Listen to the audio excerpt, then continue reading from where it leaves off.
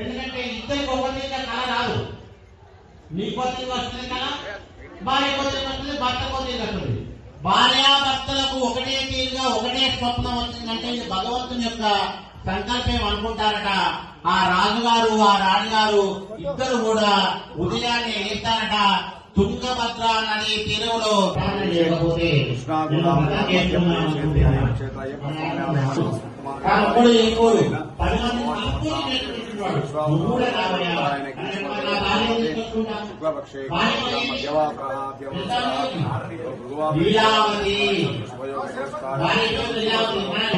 రాసుకోండి కొడుకు పుట్టిండు, మనకెవరు పుట్టిండు, బిడ్డ పుట్టింది.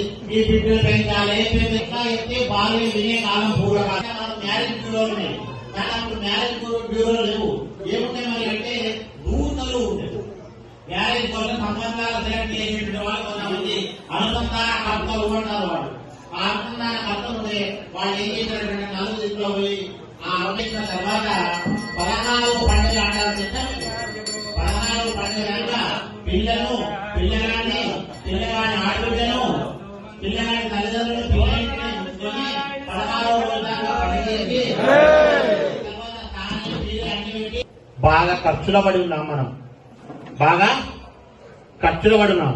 ఇప్పుడు మళ్ళా సత్యనారాయణ స్వామి వ్రతం అంటే అయ్యగారు కావాలి, మళ్ళీ అయ్యగారికి సంభావన కావాలి, మళ్ళీ సామాన్ కావాలి, మళ్ళా చుట్టాలు కావాలి. జై శ్రీమన్నారాయణ.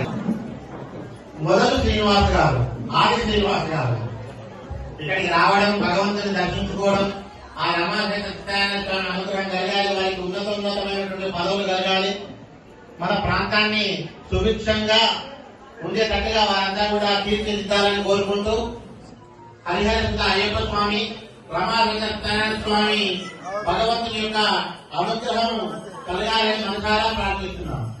జై శ్రీమన్నారాయణ.